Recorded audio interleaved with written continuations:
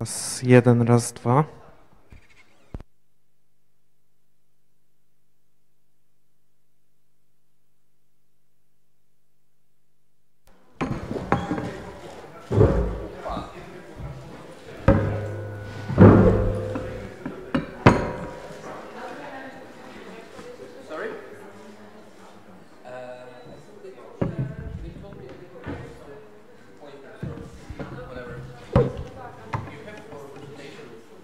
Yeah, sure.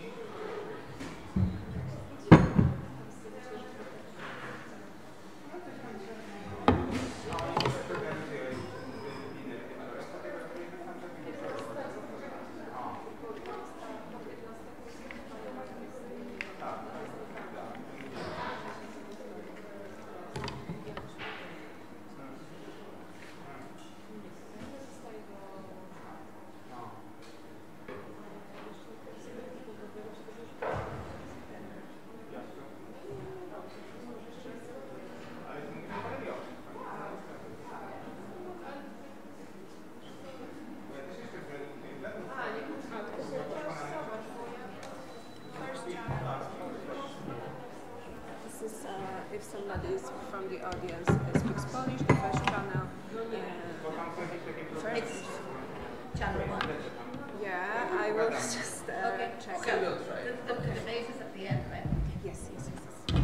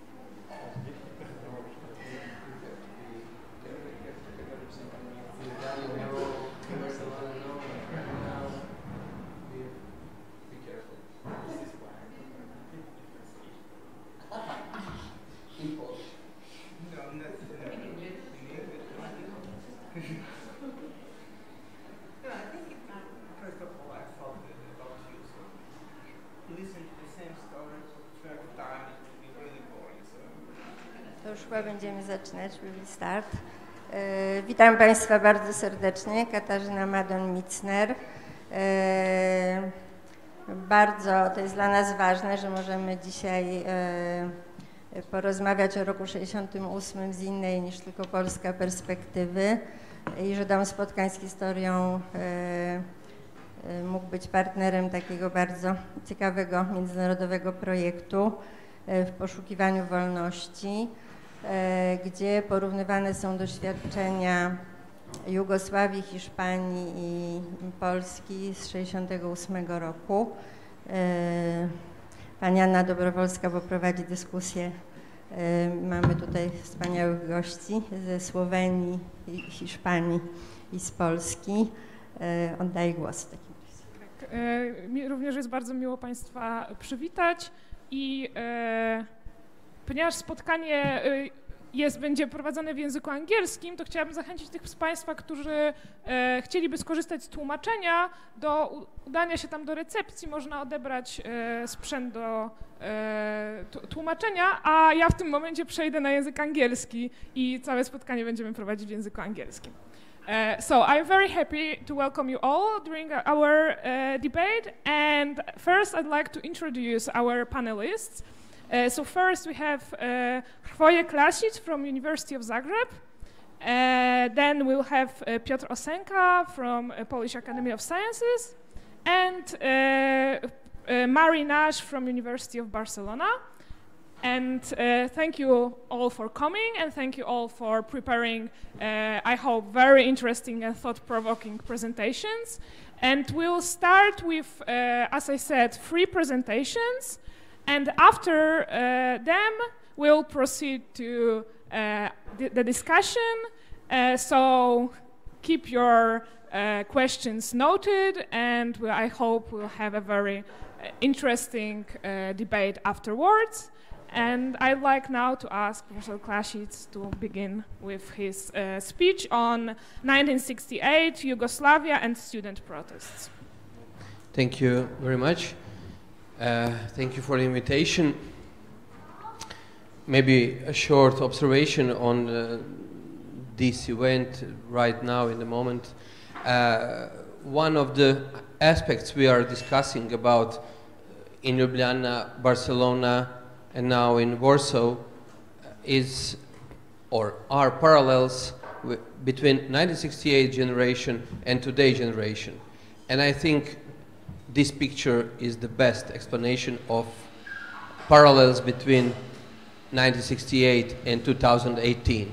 It's almost the same in Ljubljana, Barcelona, and Warsaw. No young people. They are not interested in so many things, and I think they are not interested in history. I'm not sure about Polish society, but my students in Croatia, they are not interested in protests. They don't like to go anywhere out. They like to be on coffees and on Facebooks, but to protest, they asked me a few days ago, why to protest? So, my topic today is Yugoslavia in 1968, and I will start with maybe one conclusion after 2 panels we got in Ljubljana and Barcelona.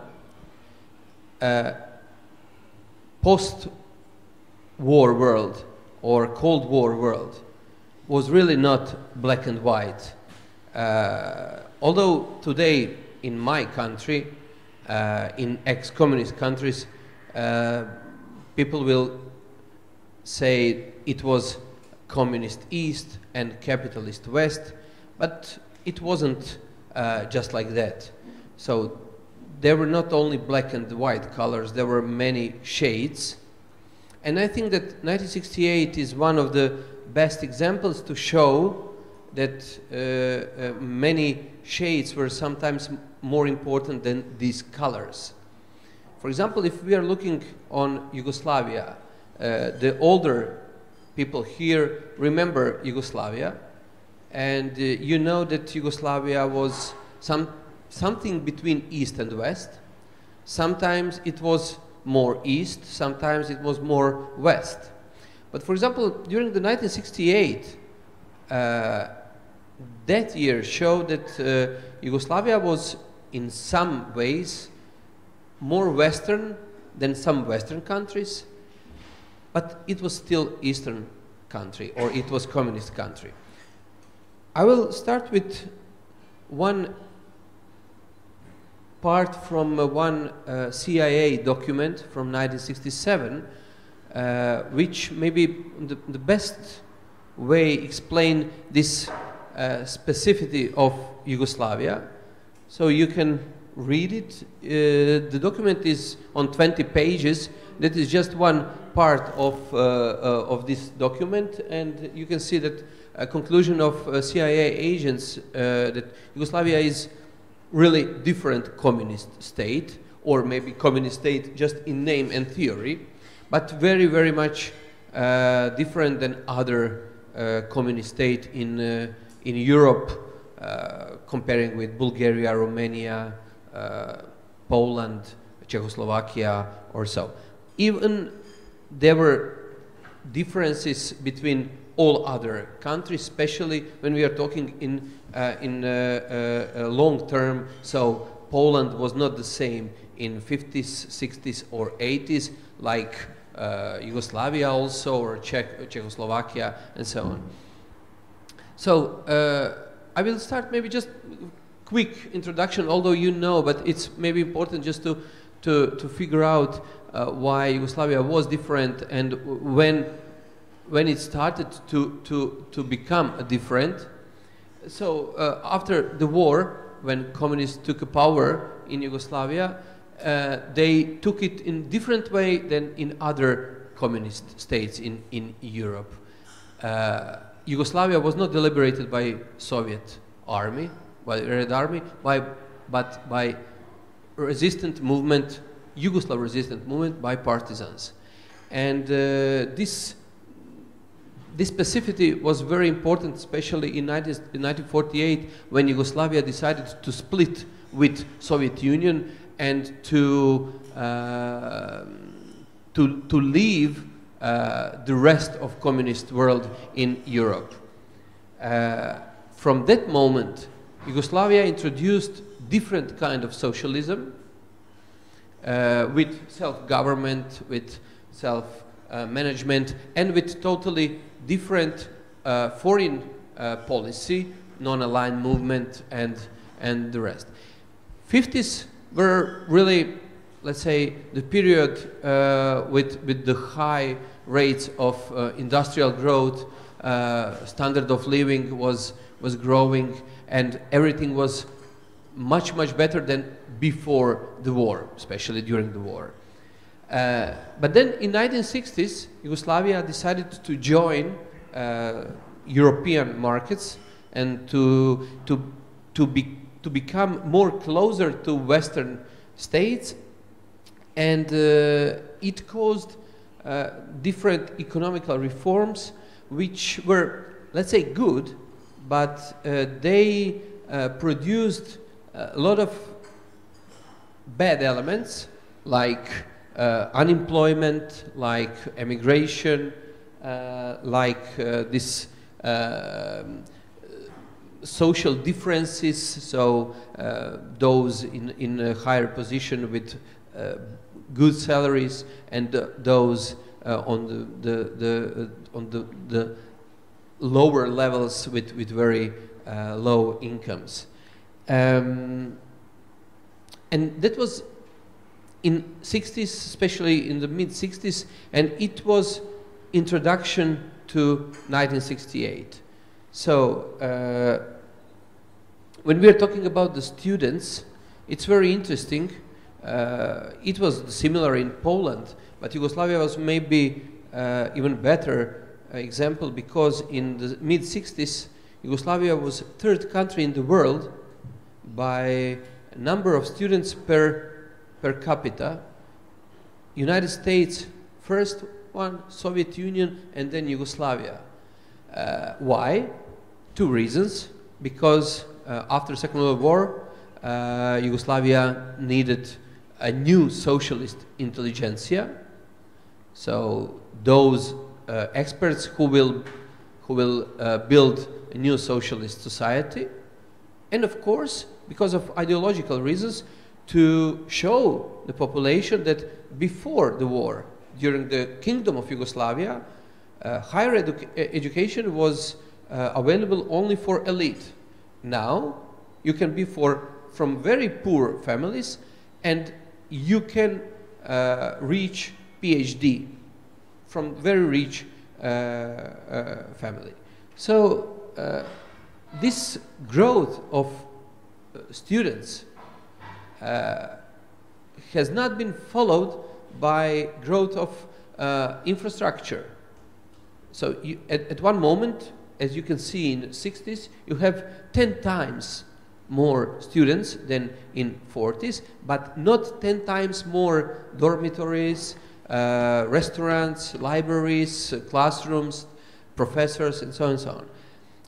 If you now take in mind the slide before with bad economic situation, with bad, or let's say not so good perspective for getting a job, if you all got this in one, you have very, very unsatisfied group of people, young, always ready for rebellion, and that was beginning of 1968. 1968 is one of those years which doesn't start at January 1st and doesn't end at December 31st. So when we are talking about 1968, I'm more close to American approach. They are talking about 60s. Because really, it's not that all major events happened in 1968. There are many events which started in mid-60s and ended in beginning of 70s. So it wasn't only 1968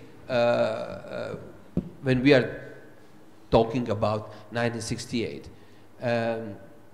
But when we are talking about similarities and differences between, for example, that moment one communist state and the capitalist world and today situation, I will give you one maybe parallel. Students in 1968 were more aware of global situation. Today, in my country, when students, it was few years ago, it was a blockade of my faculty, student protests, but because of what? Because of scholarship, because government decided to raise the scholarship. And that was the only reason. Back in the 60s, students were protesting because of, in Zagreb, in Belgrade, in Paris, they were in Poland, in Warsaw, they were protesting against Vietnam War. Today, I can't imagine that my students tomorrow exit the university and say, oh, Trump is going to lead us to new world war because of Iran, or I don't know what. I can't imagine it. So demands were on two levels: student changes at university, changes at student standard, and changes at society. So against social differences, against unemployment, or for democratization of society, for freedom of speech. But what is very important to stress, students in communist countries were not against socialism. Students in France, or in Germany, or in the United States, They were against capitalism and against consumer society, and a lot of them were for socialism. Some of them for very, very far left, or let's say for communism or Maoism. But that was the difference. In Yugoslavia, no student in 1968 was against socialism. They were for protecting and for making better socialism. When you look on Yugoslavia 1968, you will see that it is really very similar to events in Sorbonne in May 1968. Iconography, Che Guevara, red stars, red flags, banners with some paroles, activism. So something totally new, which showed that world was at that moment really global village. Because young students in Sarajevo, when policemen, so they were trying to reach one part of the town, and policemen made barricade, and they suddenly, not what everybody will expect, they don't want to fight with them, but they sit. They sit and they start to sing. So it was, you can see the clear influence of events in France or in the United States, or these teachings, convents, occupations, and so on and so on. But when we are talking about the role of professors, it's also really interesting. For example, in Belgrade, student movement was not only a student but also professor movement. Professors were not only giving them saying, okay, we are with you, but they were leading students. But the difference is the role of workers. For example, if we are talking about France, May 1968 in France was so huge because of role of workers. Millions of members of unions, millions of workers were in strike, giving, in a way, they were helping students in their fight.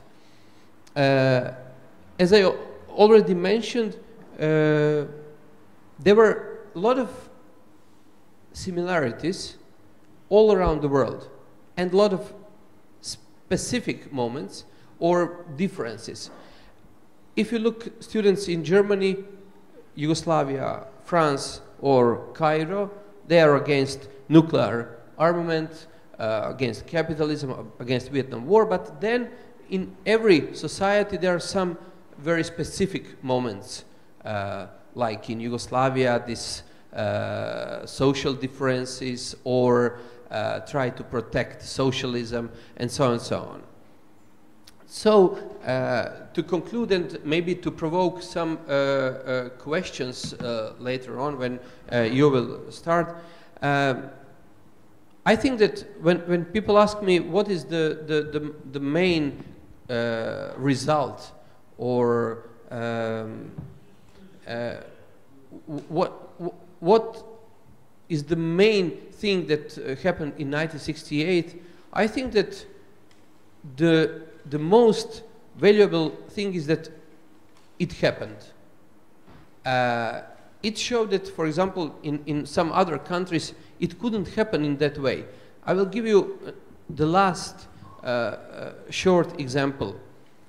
Few years ago, in democratic Croatia, when students made a protest, our dean called security to stop students in faculty to approach dean's office and so on. In 1968, in one-party system, in communist state with strong cult of personality of Josip Broz Tito. That couldn't happen. Students were in faculties, and during 7 days of strike, no policeman, no security entered any building of faculty during that socialist period. So, talking about today's democracy. Hope that we'll discuss later. Again, thank you very much for joining us here. Although there is no so many students here, maybe we can discuss later on why students are not here, and maybe to share views from Poland, Spain and Croatia about our future with our students. Thank you very much. Thank you very much for this interesting presentation. And now, on the Polish view of 1968, Piotr Osęka will give his presentation titled The Polish March 1968, A Story of Two Revolutions.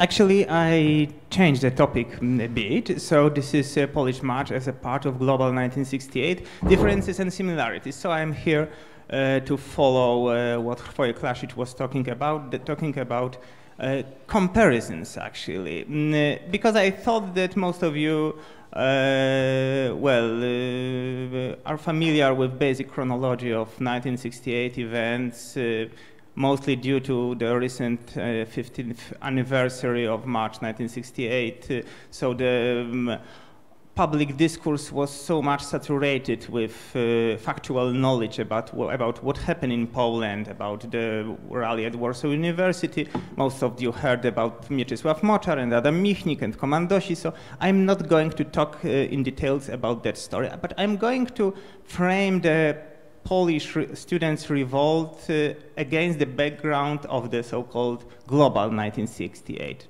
Actually, I'm going to try to do it. So, to start with kind of introduction, some time ago, working on a paper on social attitudes towards the Vietnam War, I mean in the 60s in the world, I came across a few memoirs of anti-war activists, in the States, in UK, those who were mostly in the States, because I was reading about those who were burning their draft cards, about those who were simply refusing to go to the army, who were organizing protests against conscription. And one book seemed especially interesting to me. This is testimony given by Bruce Densis in his book entitled, this one, okay, yes, worked. Resistor, the story of protest and prison during the Vietnam War. It's a very snappy, very brilliant book, very interesting. Densis was activist of SDS movement. This stands for Students for Democratic Society in the States. And as a student at the Cornell University, he was organizing numerous protests. In 1968, he was arrested for tearing his draft card and sentenced for 3 years in prison. Eventually, he served over a year in regular federal prison with all ramifications following. I mean, he served his term with regular criminals, as the states didn't recognize political prisoners, and they don't, as far as I know, still. And what struck me in the book the most is that the author admitted that writing this autobiography, he drew on police file from FBI archives. From that file he learned that police labeled him as a troublemaker and put him on security index, agitator index, and rabble-rouser index. This police file consisted of thousands of pages and contained detailed reports made by undercover agents and by FBI secret informers. So this is certainly, it sounds very familiar in Polish circumstances. And to top it all, I should say that FBI noticed and emphasized in those reports that both Denzis was Jewish and that many of his political acquaintances were of Jewish origin as well. So for me it was obviously dead ringer. It resembled so much stories of Polish dissident movement I knew from March 1968. And why I'm talking the story here is this is a very meaningful argument in the debate whether social protests on both sides of the Iron Curtain were comparable or incomparable. And I must admit, once I personally subscribed to the latter opinion, I deemed them incomparable. A few years ago, almost 10 actually, when joining an Oxford-led project, I was convinced that there were two completely different phenomena. After years of research, I think they were completely different, but at the same time very similar. The project I've just mentioned, this is the screenshot of its description on a web page. The project was devoted to build oral history narrative on European 1968. And inevitably the question was raised to what extent Polish March was a part of global 1968. We got 4 workshops throughout the span of the project, and there was the reiterating question behind all the discussions: how to compare the protest rallies, demonstrations that occurred in democracies and in dictatorships. By the way, obviously, this is the comparison not only between communist East and democratic West, as we should take into account also South with its military regimes. So it's not that simply opposition West and East. I decided to hand those doubts over comparison to my interviewees. Between 2009 and 2013, I conducted over 60 interviews covering life stories of Polish March activists. And the answers I got, as there were many answers, they were ambiguous. The first answer regarding their outlook of the Polish activists on global Western 1968 usually was rather dismissive. They stressed their disgust and contempt with the lifestyle of experimenting of their Western peers, and they told me, we sympathized with Prague, not with Paris. This is usually how they put it. As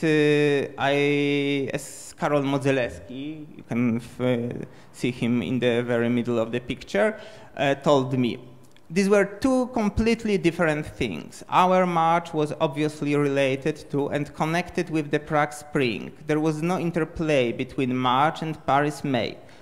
I don't know whether rightly or not, but it seemed to the people of the time in Poland that it was simply hogwash. He clearly displayed skepticism, Modzelewski, and the other similar point of view has been expressed by Jerzy Diatłowicki, one of the leaders of student strike at Uniwersytetu of Warsaw.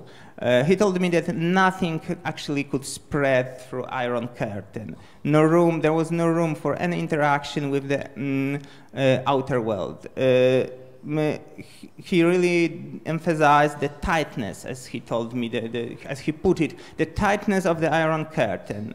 And obviously the People's Republic of Poland, we should bear it in mind, was kind of hermetic state. So the opportunity to travel abroad was a kind of privilege scarcely allocated by the security service. Actually, only few of my interviewees, few March activists had an opportunity to witness 1968 revolt abroad, and their observations were especially valuable and interesting from my point of view. And here I would like to present very specific life trajectory. It's a biography of Władysław Bibrowski. In 1968, he was member of the strike committee at Warsaw Polytechnic. And after the protest collapsed, he wasn't allowed to study anymore. He has been expelled. Then he emigrated to Australia, where he involved in anarchist movement, in political protest against the Vietnam War. Comparing, when I asked him to compare the police brutality on March 8th in Warsaw, at Warsaw University, when the police was suppressing a famous rally, with what happened in Australia, he told me that in Australia police was far more brutal. That Australian mounted police charging demonstration in Melbourne was beating people very severe and was very ferocious in way they acted, much more ferocious than Polish police. And he told me a very interesting thing. I'm going to quote it here. In Poland, it was not the physical brutality that mattered, but a fear, great fear. People were afraid, they were terrified. This is the truth. There was fear at the Polytechnic, there was fear during the strike, and there was the fear after the strike. I remember how people were scared. And later, when I was in Australia and I took part and was much more politically active than in Poland, there was no fear. That's the difference.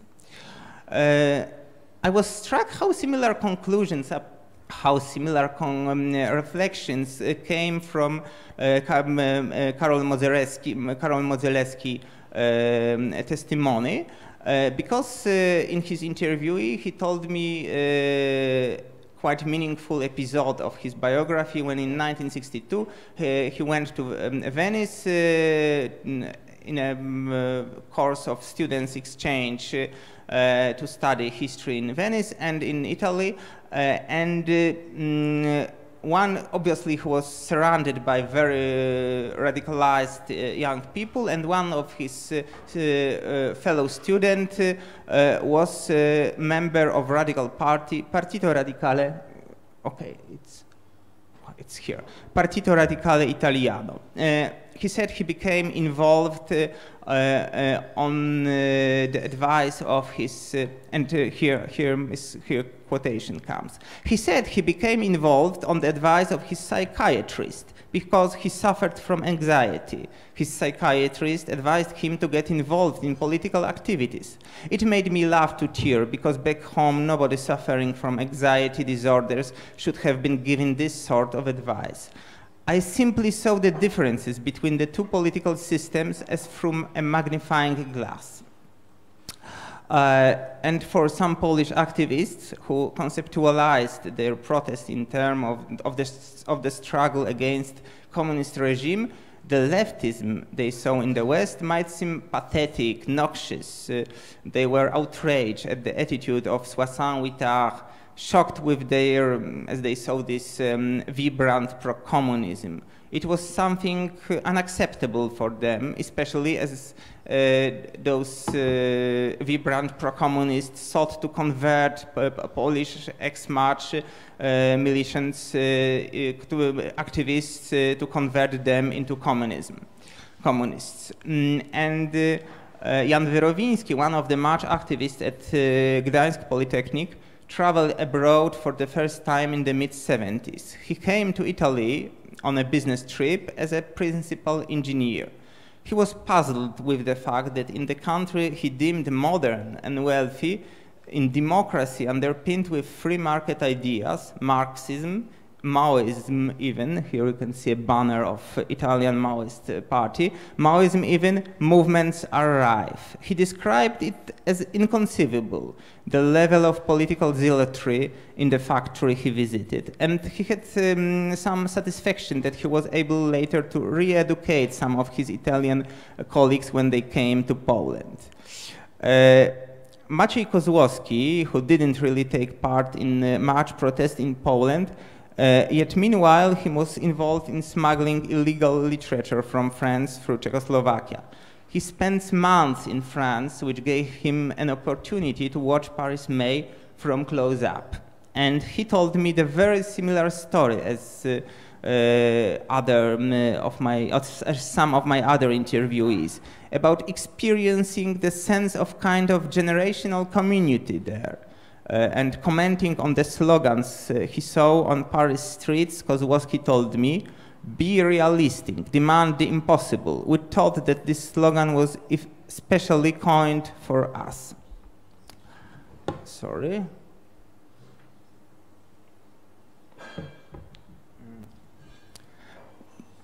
Anna Dobrowolska, participant of the strike at Warsaw University, admitted that she felt to be part of that global generational movement because she and her milieu shared the same culture traits, like way of dressing, and shared songs with their French peers, which they sang later on after March. As she put it, this generation, my generation, was tagged by songs. And talking to me, she all of a sudden started to sing the song by Dominique Grange, activist of Paris May, "We are all German Jews." This is the very famous poster. One needs perhaps to explain that Danny Cohn-Bendit, French activist in Paris May, one of the leaders, the most important one, has been accused by the Gaullist media of being German Jew. And this provoked students, French students, to chanting, "We are all German Jews." And here probably we touch something particularly relevant for this issue. The criticism, even the contempt to the Global 68 displayed by some Polish activists was driven mostly by political reasons. I mean, they were mocking those Marxist lunatics, Trotskyists, and so on.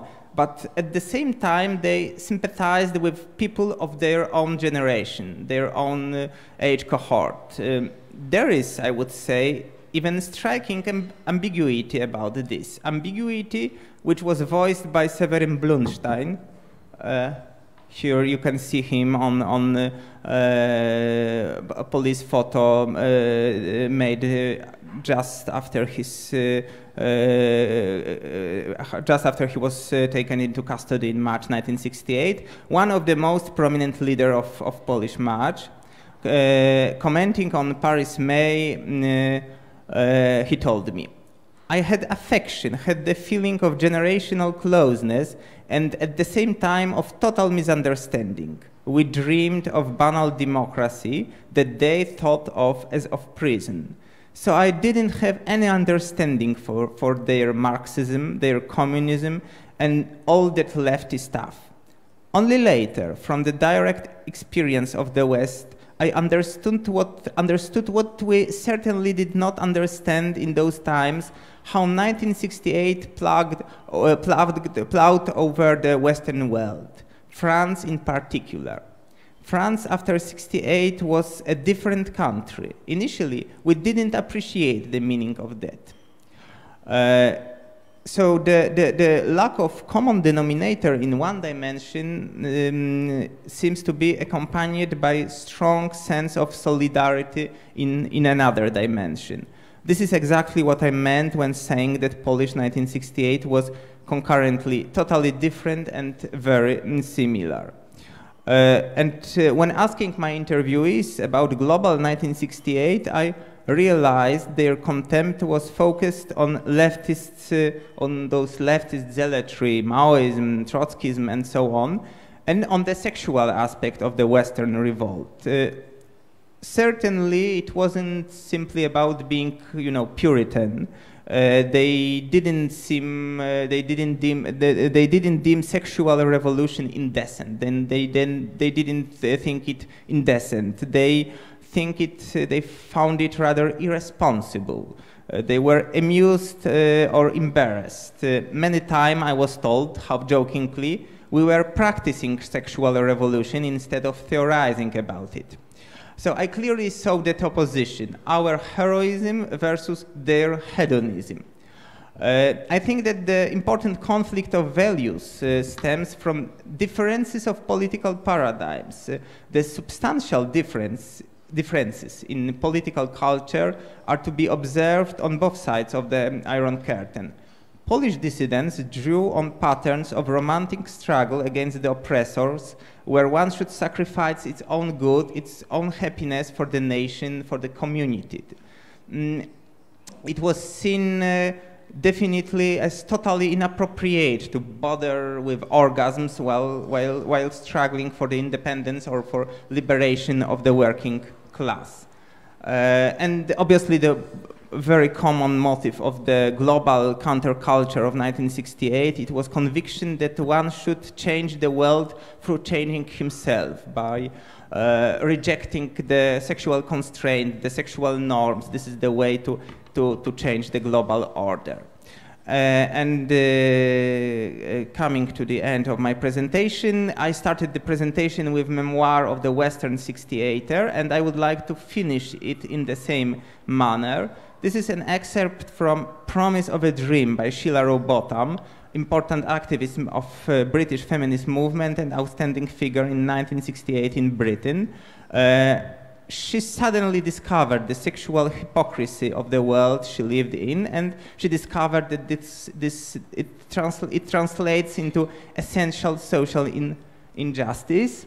And he wrote, not only did the Oxford regime induce hypocrisy and fear, it was also manifestly unfair. The penalties we face in women's college were much more severe than those governing male sexuality. In my first year, Kathy, a wiry, small, dark-haired girl whom I knew slightly, was found in bed with her boyfriend in St. Hilda's by a don. She was kicked out of the college, lost her grant, and could not get into any other university. He was sent away from his colleague for 2 weeks, rusticated. The institutional injustice was blatant, and the issue was personal behavior, not some distant cause. This could easily have been me. Politics had landed in my lap. The sexual dissidents in the college cohort and a group of us indignantly signed a petition in protest. So this is the exactly story about the very point in the life trajectory that indicates the start of political activity, about the event that driven activists into defiance against the system. In that matter, in that regard, it resembles quite well the typical testimony of Polish dissident who suddenly learned the oppressive character of the states. So perhaps these are the roots of the common, not only global, but also common 1968. Thank you for your attention.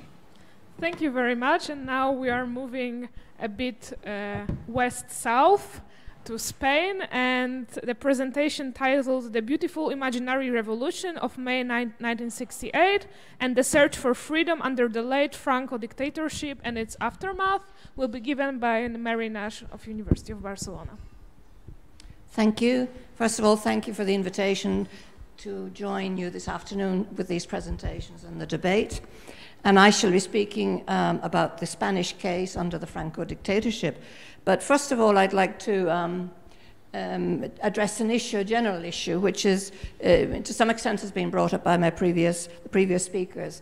To what extent is it still legitimate to talk about May 1968 as a turning point, as a watershed in European history? If, in fact, we could indeed have perhaps to argue that it should be March 1968. Or do we indeed need a more pluralistic, diverse reading of what are the meta-narratives in European history, per se? So why is May 1968 Paris seen as the turning point, and what the understanding of 68 should be? And are there other ways of thinking about it? Would be a first issue maybe to address. And my main argument would be that in the case of Spain, it is not indeed a watershed. Now, before talking directly about the Spanish case, I wanted to talk a little bit about how May 1968 is often defined, and then ask the question to what extent the ingredients of 1968 are there in the case of Spanish protests at the time. On many occasions, the protests of May 1968 have been seen in the general context of the new movements of the 60s. That's been already spoken about. Civil rights in the United States, I would add Ireland to that, the movements against the Vietnam War, etc. No?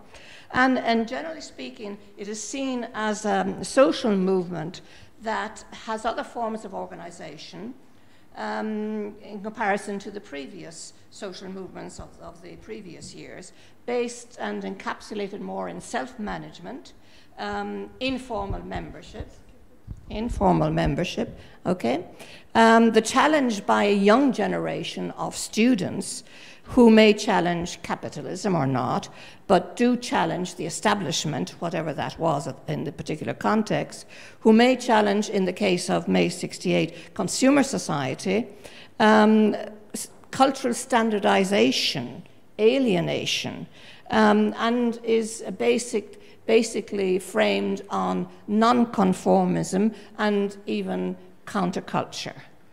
And amongst these ingredients, there's also, in the case of May 68, a very clear idea that the motor behind, the engine behind these protests was political to some extent, had to do with student experience per se, but also had to do with an existential questioning of the meaning of life and freedom, as we will see here in this, in the words of Duce, who says that it is basically framed on existential disgust in a society that chatters, talks about freedom, but at the same time oppresses society. Existentialism, existential disenchantment with life. So these are some of the ingredients we may find in the case of May 68. Another aspect I would like to talk about is, as we see here in a number of the images I will be showing you, simply to illustrate what I'm saying, is the idea of social performativity as a very important ingredient in the manifestations of social protest at the time. So if we follow Ehrman, he talks in terms of acting in public, performing in public, a political performance, which also involves representation and engages with emotions, as well as politics. So perhaps that could be some of the ideas that we see, and the utopian aspect of it. The dream, utopian dreams, imagination in power, or other aspects like this, or you can't fall in love with a growth rate, which was one of the slogans of the time. Banal, but at the same time, extremely serious. However, what was the case in Spain? In Spain, would be social performativity. We're under a dictatorship, the Franco dictatorship, a very strict dictatorship, which was based on repression, reprisals, and just a reminder that in September 1975, just a few months before his own death in November, Franco had 5 victims executed by firing squad. So we're talking about severe repression, incarceration, and constant reprisals. And we're talking about a totalitarian dictatorship that also has a specific ingredient, which I will come to later on. It's a state that is also based on a patriarchal structure, a gender order that legally and under the justice system of the time openly discriminates women and subjects women. Not only that, but it also is based on the reprisals against the former Republican democratic regime and the rights that women achieved at the time. So women were singled out also, as we can see with these images, under the dictatorship. Now, at the same time, under the law, as I mentioned, the other aspect I wanted to mention was the normative discourse on women. Women were sent back to the home. They were defined as the reinas del hogar, the ladies of the heart, the queens of the home, but strictly subjected to a very limited role in society. So we have laws, but we also have discourse, social conventions regarding gender. I'm saying that because later I will be talking a bit about the feminist movement, and in part this will be a rejection, a contestation to what had happened under Franco. But first of all, let us see the idea of the fight for freedom in the case of Spain. In the case of the left on Spain, to fit in with what has been said by previous speakers, of course, there was very little room for existential disgust, disenchantment based on existential or countercultural attitudes. We're talking about a very clandestine political left movement, trade unions and clandestine political parties, who had a specific goal, objectives, and that was to undermine the dictatorship and to create a new democratic system, and also operated in a clandestine mode and manner. So therefore, discipline, leadership, unquestioning acceptance of orders form part of how the clandestine opposition movement to Franco prevailed.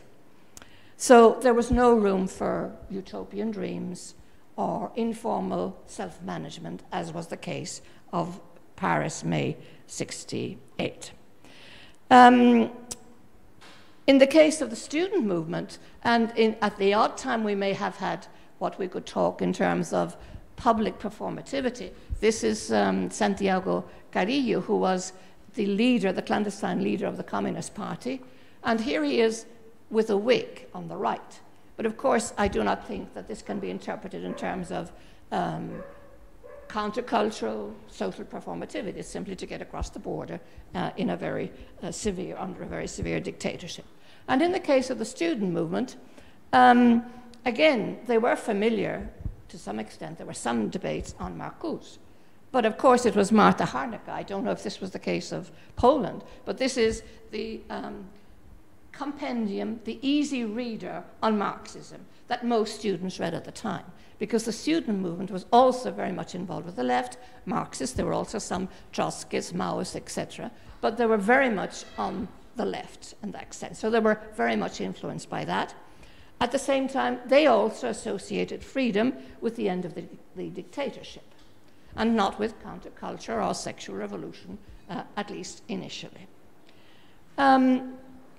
However, again, the chronology doesn't fit in very well, because one of the major student protests happened in Barcelona, but that was 2 years previously, in '66, when the students at the University of Barcelona occupied a monastery, a Capuchin monastery, together with some of the major dissident intellectuals of the time. Because it was a monastery, it was more difficult for the police to occupy immediately. Although the Franco state was based on national Catholicism and had the full support of the Catholic Church as the pillar of the Franco state, there was also some opposition among some parts of the particularly the monks. And here we have the monks there trying to impede the police entering the monastery. But this was '66, and what they were interested in, and their goal was, as always, an end to the dictatorship. Now, another aspect we could talk about is what was known as the gauche divine. That fits in a lot better with our understanding of May '68. The gauche divine, it was called that in French, was a cultural movement. We could almost call it a countercultural movement. It included intellectuals, writers, artists, models. Here we have Teresa Gimpera, one of the models of the time, with photographers who showed a very different view of society, of ways of behaving in society, and indeed of women's bodies and male and female bodies. So it was quite an outrageous, scandalous movement. However, who were these gośtewin? These were the young daughters and sons of the Catalan bourgeoisie. And they were, in a way, in dissidence against the values of the bourgeoisie. And they had very unconventional behavior. They would meet together in discotheques or on the Costa Brava.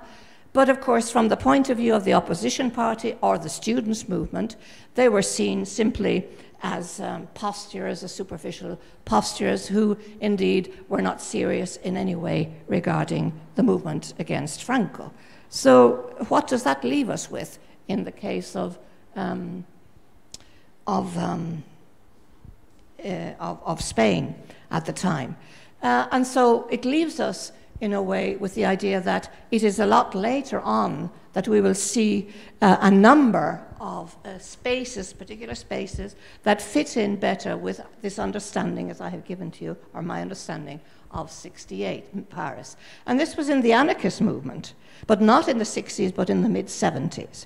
Again, very short in time, a movement that took place in 77 in Barcelona again, that combined a counterculture, or the need to develop countercultural ideas, cosmovision, a new universe, and also, and here I would like to make this very clear, not at all based on existentialist disenchantment with life, but rather with a joie de vivre. They were building, they wanted to set up a new society in this moment of transition towards democracy. They were not looking as closely to the tragedy of the Civil War, but more inclined indeed to challenge social conventions, sexual conventions of the time, and also from the perspective of women, they also developed at that particular stage what we can call anarcho-feminism within the libertarian movement of the time, that attempted to develop countercultural modes of thinking and practices. And so they were interested in film, theatrical performances, etc.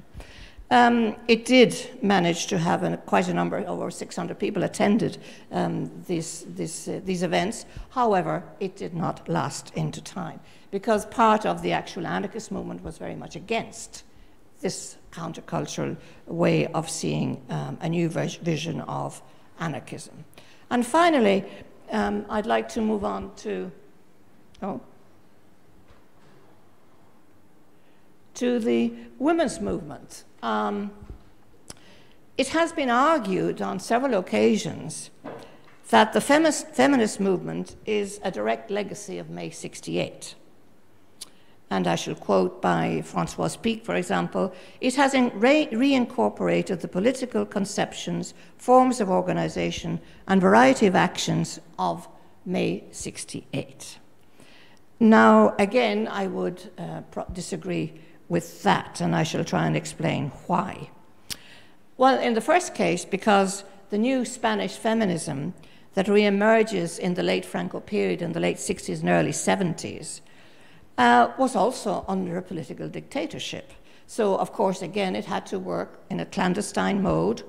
It was severely repressed. And also, when the women's movement did develop in Spain, we can see that it had to do with rejection of the civil code, the legal system that oppressed women, and it also had to do with issues such as what was the role of women in society.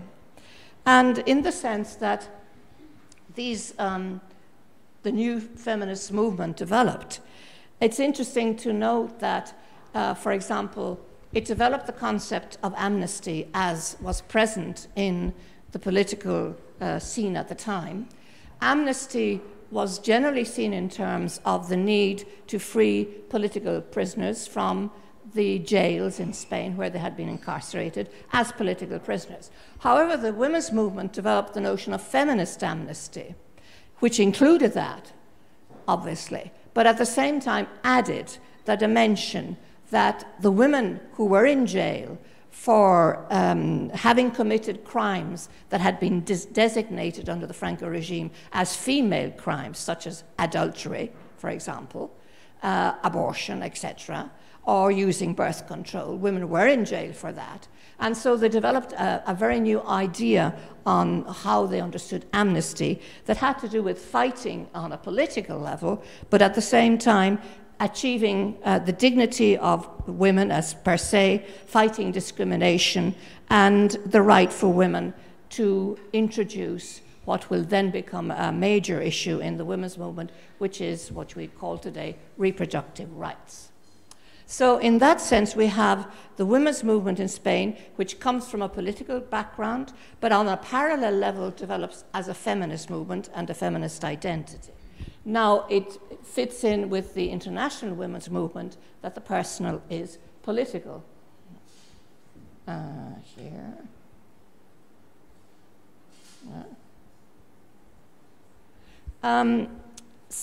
And so I wanted to show you a little bit about how this feminist movement is developed.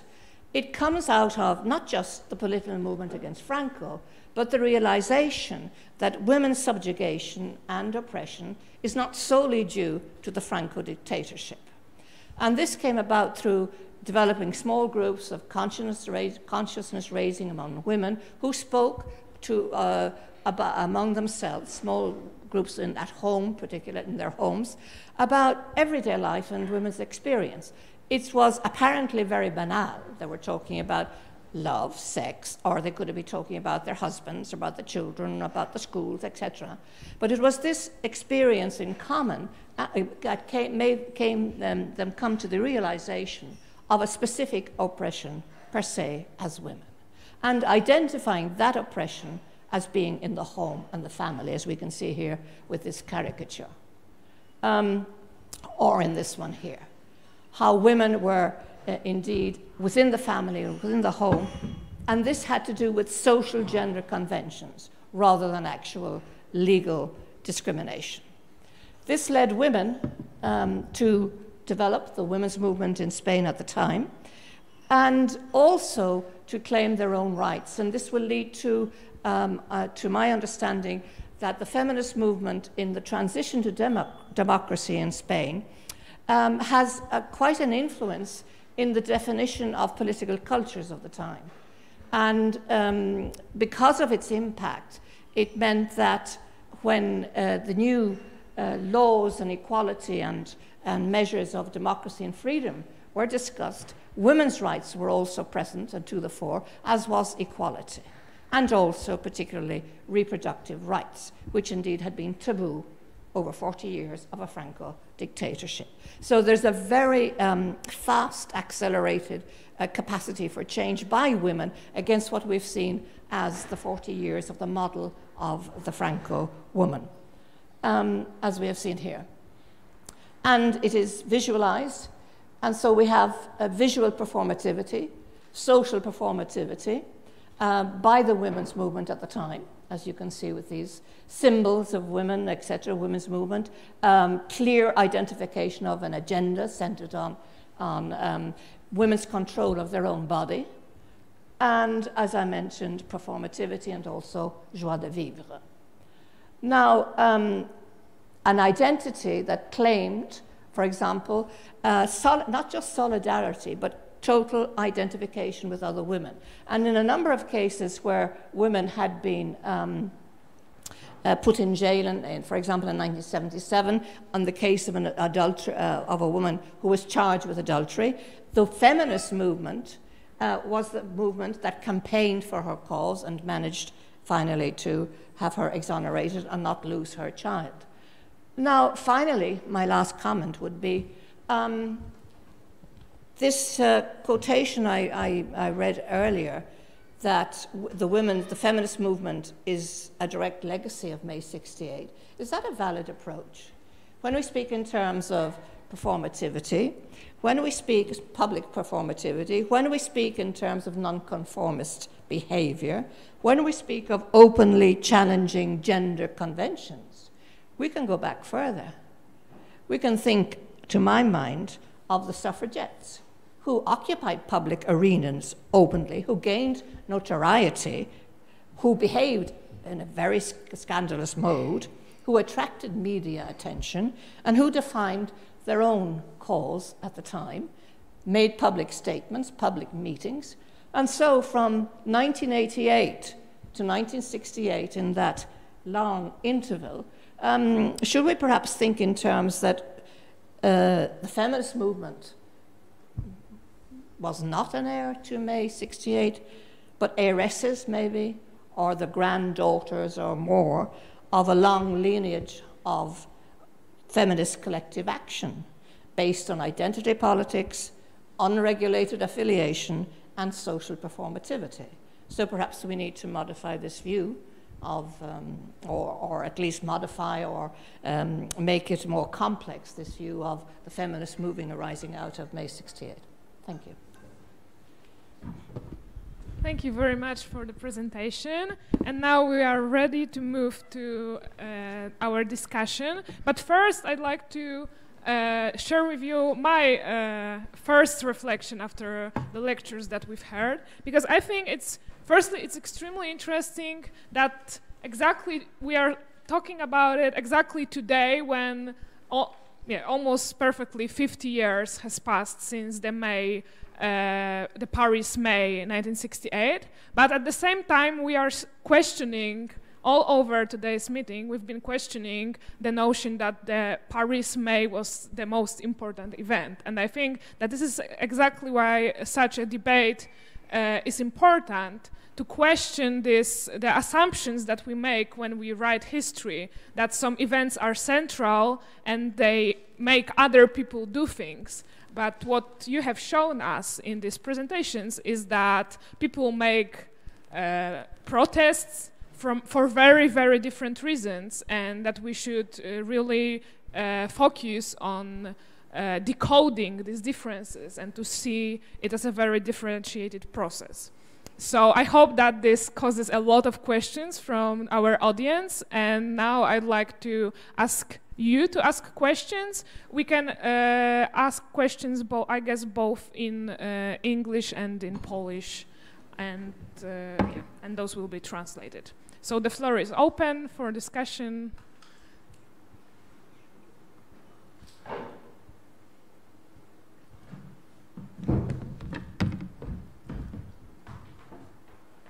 Dziękuję bardzo, to były bardzo ciekawe prezentacje, zwłaszcza właśnie o kontekście, który jest mniej znany, to znaczy Jugosławia i Hiszpania. Chciałabym dowiedzieć się, jak Państwo interpretują tę fascynację w krajach zachodnich lewicowością, komunizmem. Czy rzeczywiście ta żelazna kurtyna była tak bardzo nieprzejrzysta, że nie można było niczego dowiedzieć się o realiach życia w krajach komunistycznych? Jak Państwo to interpretują na Zachodzie, tę różnicę? Dziękuję.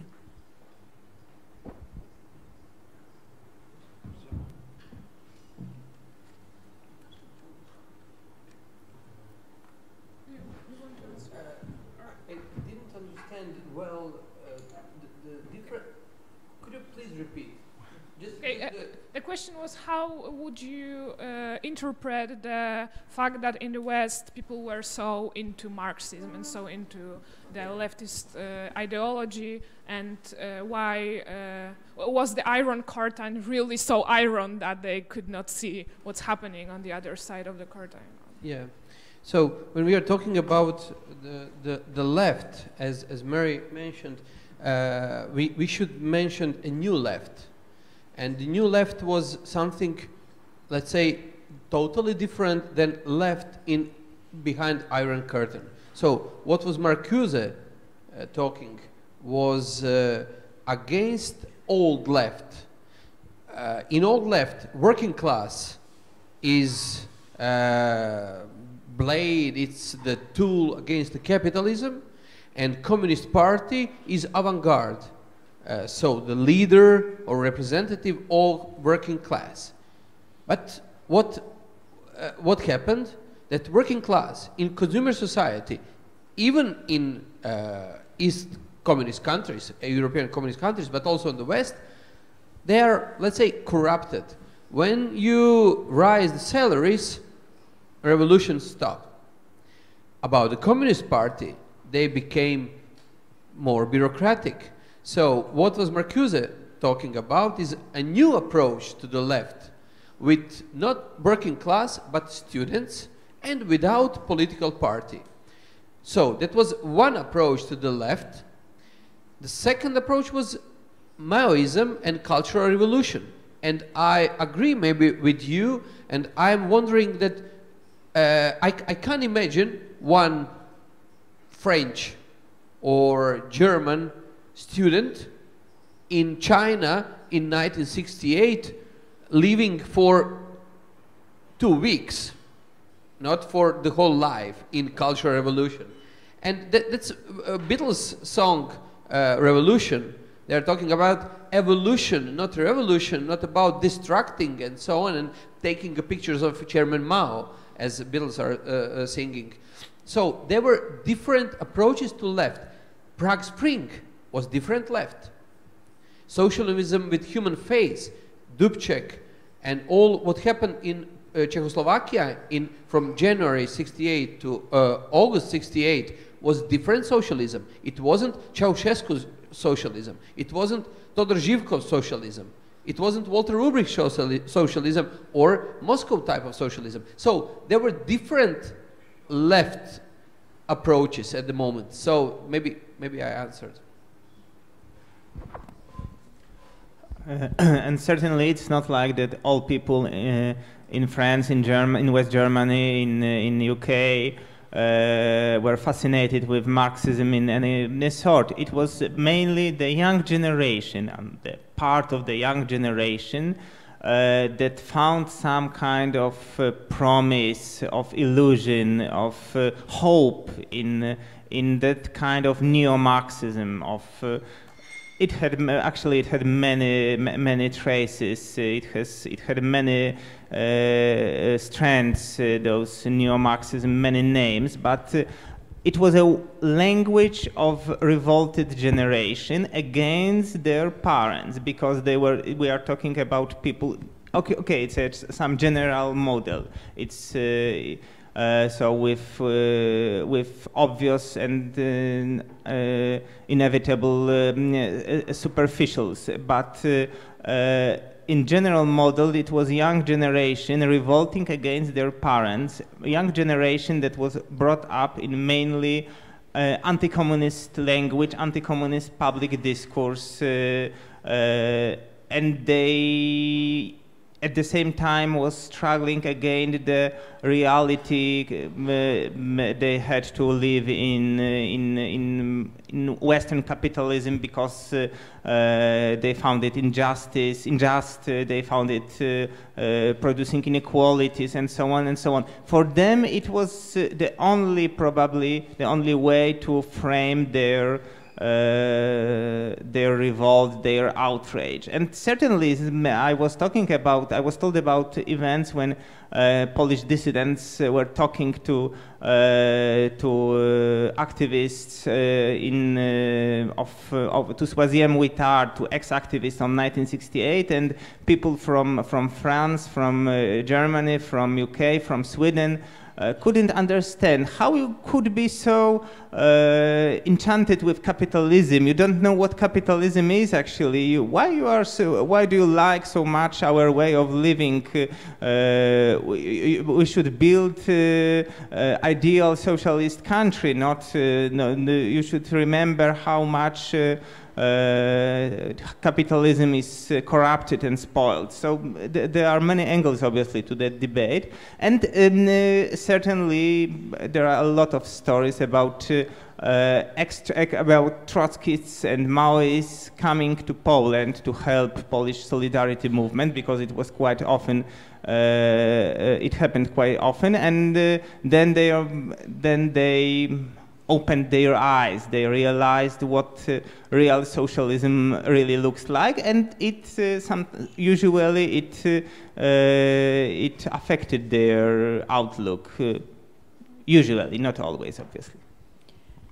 Well, I think here the case of Spain is very different, because the Franco dictatorship was set up against communism, and it challenged and defeated and created a civil war against the Second Republic, which was a democratic republic.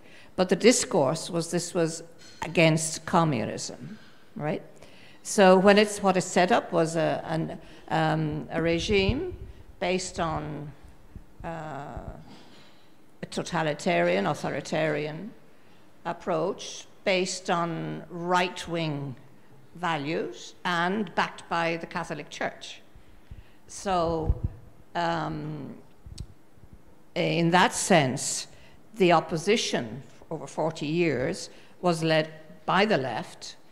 There were a number of Catholics who were in the opposition, but a minority. The anarchists were very present up until about the mid-40s, in the immediate post-war, but it was basically the Communist Party that was the organization behind the opposition to the Franco regime. And so the left to practically in general was pro-communist or pro-Marxist.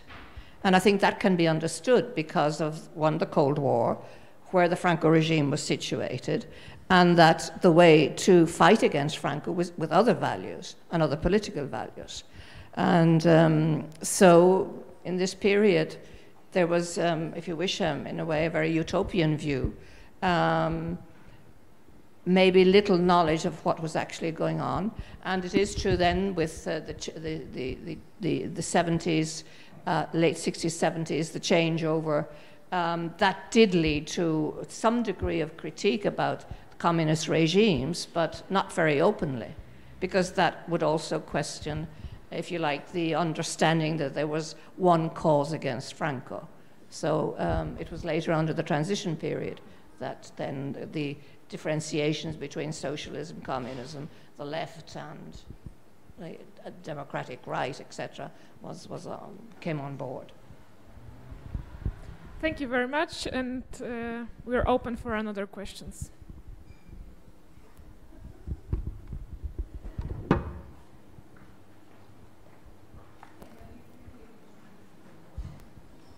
Z Państwa wypowiedzi i z tego, co mówił pan Osęka, ja myślę, że można by przyjąć, że tym, co było wspólne dla wszystkich krajów, to był bunt młodzieży wobec zastanej sytuacji, wobec tego porządku, w którym ta młodzież się wychowywała, i to jest też kwestia pokolenia powojennego, tego, które urodziło się już po wojnie, nie pamiętało tych wszystkich wydarzeń strasznych, które no, miały wpływ na starsze pokolenia, na rodziców. I być może też w wielu krajach następowała pewna stabilizacja, tak? No, to była ta mała stabilizacja w Polsce, w innych krajach, i ten porządek, w którym ta młodzież się wychowywała, był taki, który budził bunt. No i tak jak zostało powiedziane, też ten sposób buntu no, wynikał z tego, w jakich warunkach żyła młodzież, tak? Buntowała się przeciwko tym wartościom, które były jej narzucane, przeciwko temu porządkowi, który był dla niej ograniczeniem. No i w zależności od tego, w jakim kraju, w jakim porządku ta młodzież występowała, to przeciwko temu się buntowała, i stąd te różne kierunki. Natomiast jakby wspólny jest, wydaje mi się, ten bunt, i tak rozumiem też Państwa wypowiedzi i objaśnienie tych wspólnych przyczyn, bo to w podobnym czasie podobne grupy tylko posługiwały się różnymi hasłami, jakby pokazywały różne kierunki, ale w istocie chodziło o zmianę tych warunków, w których żyliśmy, o budowanie nowych wartości, tak? Może w ten sposób. Czy można by się zgodzić z taką wspólną wizją tych wszystkich ruchów? Maybe to follow up on that question, I'd like to ask you, maybe a bit more provocative, would it be possible for the 1968 to happen in any other year? Or was it only a one-time phenomenon and very embedded in its social, political and historical context of that time? What bothers me more is when again will happen, not in the past. You know, yeah, you're totally right. The conflict of generation is one of the main aspects of youth rebellion all around the world. And this generation conflict, for example, in Yugoslavia. For example, imagine one guy who was born in 1930 in Yugoslavia. he was at that moment born in one of the poorest countries in Europe. He can't imagine that his son will go to the university and for PhD, or he will be, if getting ill, going to hospital, good hospital, or going to some summer vacations, or get a job and all this stuff. And then, so he was born in 30s, and then in 40s, war. And if you look on that same guy, in 1968, he was 38, and he was living in totally different, much better society. And there was a question of those who were born before the war. They were asking students, what are you protesting for? Could it be better of that we have? So yeah, I think it's very important. And when you ask me, when you ask us, of course, mathematics is very important. So guys in 1968, they were 23 after the Second World War. It could, of course, we should look on Vietnam War and changing perception of Vietnam War in American society, but all around the world. So a lot of things were important to focus on 1968. But for example, I'm living in a country where exactly 23 years ago war ended. In my country, war ended in 1995. Still, we are discussing with our students. So you're now at a position where those your not parents but grandparents were in 1968, and they were not only dissatisfied with the society, but also with the narratives about the history. You know, partisan war, heroes, battles, and blah blah blah every day in school. Right now is the same in Croatia, or in Bosnia, or in Serbia. Nationalism, war, narratives, and so on and so on. And I'm thinking when they will start to protest against older generation and say, okay, enough with the history. Because, you know, in our newspapers and TV shows, history is the main object, not future, but history. So I'm waiting for 68.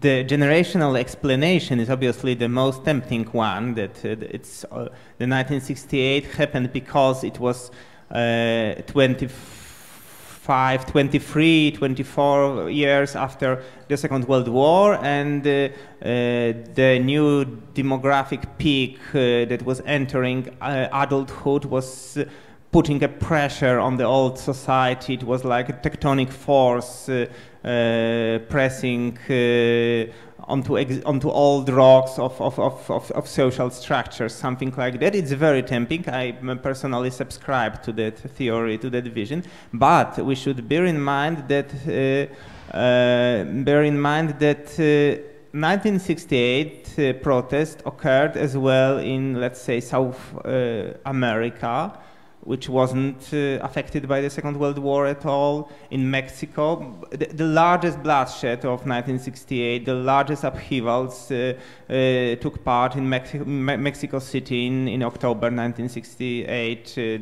the terrible carnage of three culture squares. So, and they were quite, the Mexican example is very similar to Spanish example or to Polish example. It was students protesting against authoritarian state, against authoritarian one rule party, with minor differences, but still there was, Mexico didn't experience Mexico didn't experience that kind of generational peak. There was no baby boom there, so I'm not sure, but there are some drawbacks to that explanation, certainly, and it's like with every revolution. The only ideal, perfect explanation of French Revolution is that it was Freemasonry behind it, because it's the only explanation that leaves no room for any doubt. So, as with every explanation, scientific explanation, there are some doubts and some gray areas which we cannot approach properly. Yes, I agree with that idea of the complexity. It doesn't all quite fit in. But in the case of Spain, where it's not as obvious that it's a youth rebellion, there are a number of details that we should maybe take into account. That is that the generation of the late 60s and early 70s was the generation that had not lived the post-war, and I'm referring to the post-Civil War, okay? So there the dates are 36, 39. So the degree of repression in the 40s and 50s was so severe that silence was the operative word. And this is the other generation. They're still under a dictatorship, but they've lived in a less severe dictatorship, one. And the second idea is that in the 60s is when we have the mass development of student population at the universities. So they're better educated and highly educated at the time, and also to some extent more in contact with what's happening abroad, particularly French culture.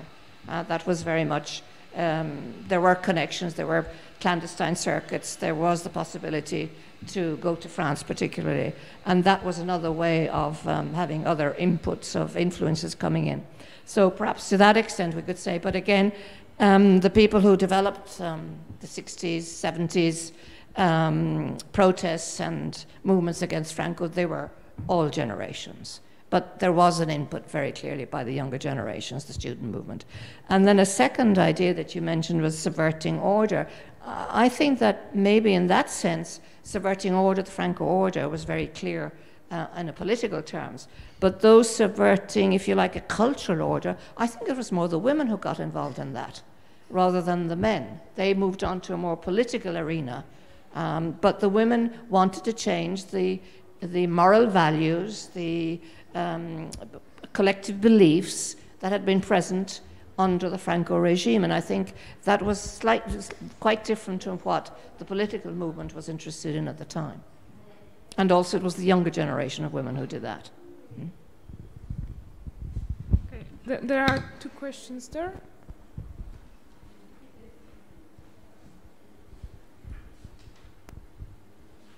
Ja chciałam podziękować Państwu za wystąpienie i mam taką refleksję. W Polsce w 1968 roku studenci, którzy protestowali, byli w o wiele lepszej sytuacji niż dzisiejsi studenci, bo oni nie płacili za studia, a teraz większość studentów płaci za studia, ale mimo tego dzisiejsi studenci nie protestują. I wydaje mi się, że studenci protestowali z wielkim zapałem, bo po prostu mieli nadzieję na zmianę. Dzisiaj może takiej nadziei nie ma. W 1968 roku też partia, widząc, że buntuje się, przyszła inteligencja, uderzyła w tą inteligencję. Inteligencja pochodzenia żydowskiego musiała opuścić kraj i mam wrażenie, że zaczęła się taka długoletnia kampania przeciwko inteligencji. I teraz na przykład też widzimy pokłosie tych wieloletnich działań, kiedy na przykład rezydenci, młodzi lekarze się buntowali kilka miesięcy temu, to też przeciwko nim była kampania rozpętana, taka zniechęcająca, tak, do popierania protestu młodych studentów i rezydentów. Więc mam wrażenie, że długoletnie takie działania doprowadziły do tego, że nie szanuje się inteligencji w Polsce. I młodzi ludzie nie przychodzą też na takie debaty jak ta, bo lepiej jest dać komuś korepetycję w tym czasie, zarobić troszkę pieniędzy. Nie ma tego inteligenckiego etosu w takim publicznym dyskursie. I mam takie pytanie, jak wygląda sytuacja inteligencji dzisiaj w Chorwacji, w Hiszpanii? Czy można znaleźć jakieś podobieństwa z tą sytuacją w Polsce? I propose we collect some more questions now, okay? So there was a second question back there. My question is to Mary Nash. People from the Eastern world see totally opposite the oppression that was performed by the rightist governments, and people from the West cannot understand why we were so much against the communism, which was probably not so much leftist as they imagine. But what was the influence of the events of 1968 in your country, and it's changed totally, especially speaking of the situation of the church, of the women's rights, and as a person from the West, you have an outlook probably more neutral than we do. How do you see the situation in our country now? Why it's happening? What's happening? Because it's so difficult to understand to me. But how do you see it not having this background in this part of Europe? Thank you for not asking me that question. I would like to ask a question for all of you, because French, like the advantage of French students, and that's why for me the May of 68 is that big. It was that they made a huge effort and somehow succeed to connect with, for a brief moment, with other social groups. And there were a lot of strikes and so on in factories, and that's why, like, politically it was maybe stronger than in other countries. And where my question is, where the students making the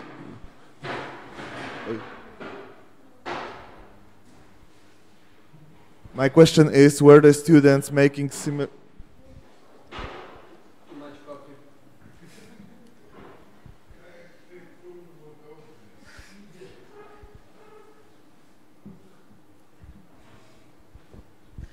Okay, let's continue. My question is, were the students in these countries using similar measures to connect and cooperate with other social groups, and did they succeed in any way? Okay, I think we can now. I could be the first. Okay, so addressing the last question, obviously it was a huge dream of Polish activists in 1968 about getting to the factories, about raising the workers, about urging workers to go on strike, and they failed. Actually, they failed, and they were very sorrow. They were very sorry for the fact that they didn't manage to convince workers to protest together, to organize common protests.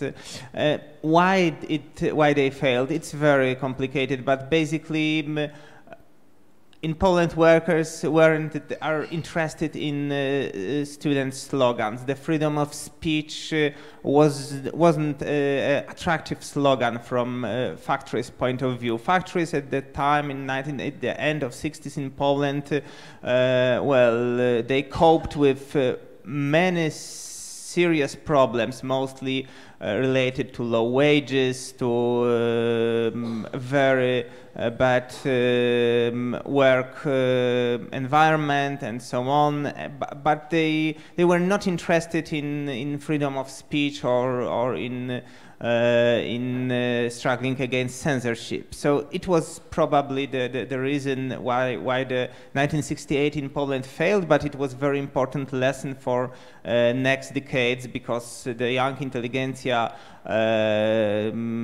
experienced by the defeat of 1968 remembered that and learned that to succeed in the struggle against the system, you need to unite, to create united movement of both students and workers.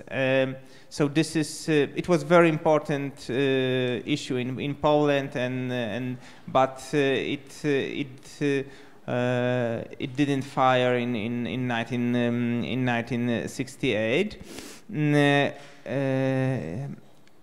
The other question about whether students in 1968 were in privileged position comparing to what's going on now in Poland currently.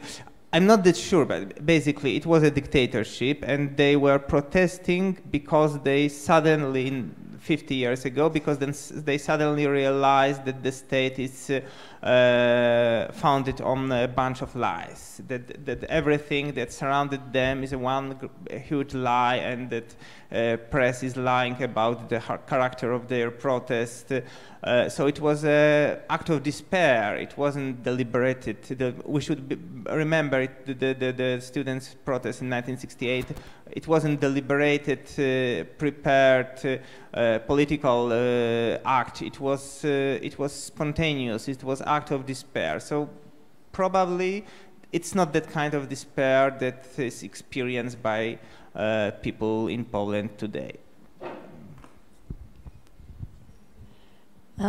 Yes, in the Spanish case, I think we can speak of a movement where students, factory workers, and very important, the neighborhood movements, because of the development of cities like Madrid and Barcelona, a lot of immigrants from the south had moved to these cities, and they lived in very bad conditions. So there were very important neighborhood in the working class areas where there weren't any streets, no markets, no schools, that kind of thing. And there was a therefore I'm saying we have three arenas in which the movements converge: students, factory workers, the left, political parties, and the neighborhood movements as social and political movements.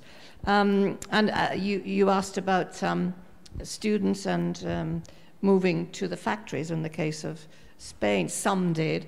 And some feminists, for example, also went to live and teach in marginal, lower income and even shanty towns, if you like. But there were very, very few. The interesting thing, I think, is, as I mentioned earlier, in the case of that campaign to avoid a woman who was accused of adultery being put in jail, was the if you like, trans-class movements that came about.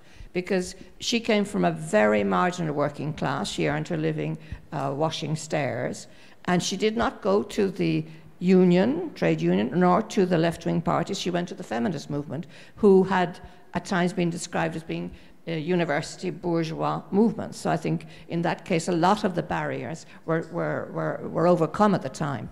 And I think that we have to think in those terms of an open movement converging, in the case of Spain, against Franco, but also in taking on campaigns and issues to solve social gender problems at the time. That was probably one of the questions. Regarding 68 and now, well, I don't know whether this would be valid for other countries, but in the case of Spain, at that time, we were changing the world. I arrived in Barcelona for the very, very first time just 50 years ago, May 68, when the frontiers were closed under Franco because obviously he was afraid of contamination from what was happening in Italy and in France. Even then, despite the repression, all the students, all the working class, everybody was convinced that they were going to transform society. Absolute conviction about that. Get rid of Franco, but change society for the better. And I think that is what is missing today in the case of student movements or other social movements of the time.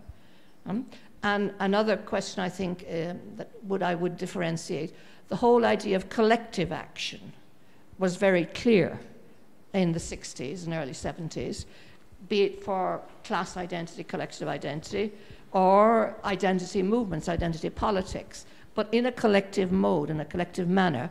And today we live in a much more fractured, individualistic society. But of course then the new social movements today are based on the new technologies which did not exist then. So we may have to reconsider how we understand social movements today that operate in a very different way. So that might be something to think about in terms of student protests and student movements. In the case of Spain, there are still student protests regarding their situation at the universities. It's to a large extent has been based on that. For example, there was a very strong reaction to the Bologna system being implemented in Spain, and a lot of student protests about that. And of course, if we speak of Catalonia today, the student movement is very forceful to a large extent within the independentist movement. So there can be student movements, but on specific issues. And not across all the faculties either. I think that is also true. Not across all the faculties. Yeah. The intelligentsia, I think that is a common feature. The lack of credibility and recognition of intelligentsia or of academics that in the 60s and 70s had a voice, could be influential in discussing cultural, political, social issues in society. And my impression is that they have been displaced quite clearly, historians very clearly as well. And now it's the media that is much more influential, and the people being on the media generally are not from that particular background. Maybe journalists might be present. I think they have lost a role in society. I don't know whether you would agree with that. Very much so, to my understanding. And so that's a question, I think, an issue we should try and address. Is that common to Europe, or, and why is that happening? Or is it because of the lack of communication from the academic university world to the rest of society that also has to do with it, perhaps? Okay. Yeah. Very quick answer. Yes, they tried in Yugoslavia to reach the workers, but it was forbidden. When political elite was very confused when students, their children, when they start to protest, you know, because they were always expecting criticism from the capitalist West or from Moscow, not from their children. And they said, okay, we are confused, but they're only students. But when they asked to join with the workers, and working class is a constitution of Yugoslavia, oh, that's a problem. So put guards in the front of every factory and no contact. There were contacts with intellectuals. A lot of intellectuals gave support to students. Feminism, at that point in Yugoslavia, it wasn't a subject. And yesterday I was at one panel in Zagreb about 1968. I was organizer, and I was trying to find for a few months one female participant of 1968 which was there, and maybe to say something. It was, I can't find. It was so it maybe tells more about equality between men and women in communist society. About intelligentsia or intellectuals, I will introduce one new moment, and it's who are now intellectuals. There are intellectuals in Croatia a few weeks ago presenting a book about that Earth is yeah. So we are living in a fake news societies. We are living in totally different reality where there are intellectuals who are also who finished my faculty with PhDs, and they are negating Holocaust in Croatia. So they are also intellectuals. And that's my answer. Maybe not try, you didn't ask me for a question about Poland, but I think there is nothing strange and nothing totally surprising in Poland. I think it's all around Europe. The only difference is that here they are in power. Thank you very much. I think we have time for one last quick question, if anybody wants to ask. Okay, that will be the last question, and then final remarks.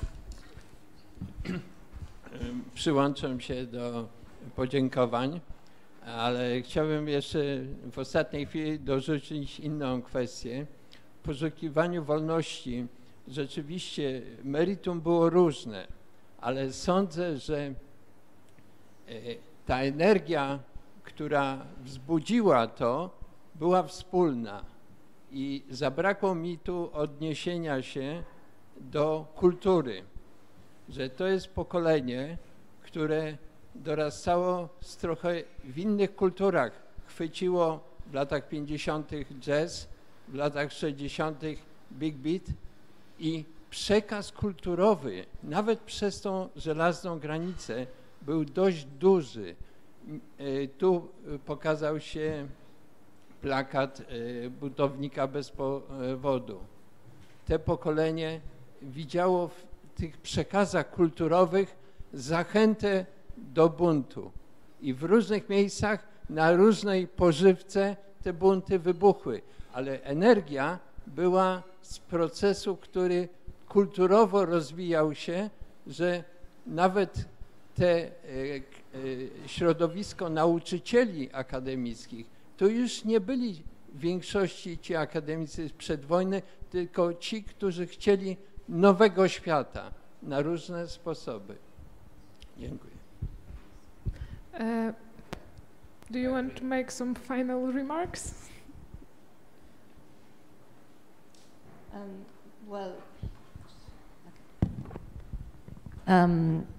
Perhaps the reference to rebels without a cause, by the 60s, late 60s and 70s, there was a cause, and I think that's the big difference. They had to find a cause. For example, if we think in terms of the women's movement, Betty Friedan talks about the malaise without a name, and then it has a name. It is named, it is identified, and that is what gives energy to the movement as well. So perhaps from indefinition to definition on a cultural level is very, I quite agree with that. And maybe one might, just to add, we could also discuss what caused what. Rock and roll or new Hollywood, new movies,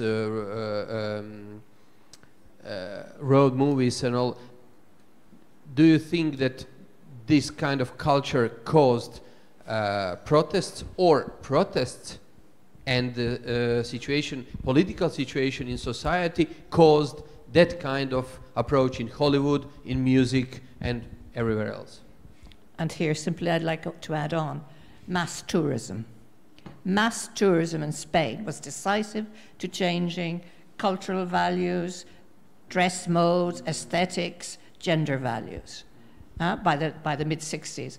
And of course the Franco regime was in a dilemma. It wanted to develop tourism, and it was the economic boom, economic development based on tourism, and of course it couldn't hold back, and so the bikini appeared on the beaches and there was nothing to be done about it. So that was a change as well. Okay, I think I must cut you here because otherwise we'll enter another 2 hours of this interesting discussion. Thank you very much for all of your presentations. Thank you very much for all of your questions. And for all of you who are more interested in the topic, I have some good news. We will be publishing a book about 1968 from those 3 perspectives, so from Poland, Slovenia, and Spain. and it will hopefully be published this autumn.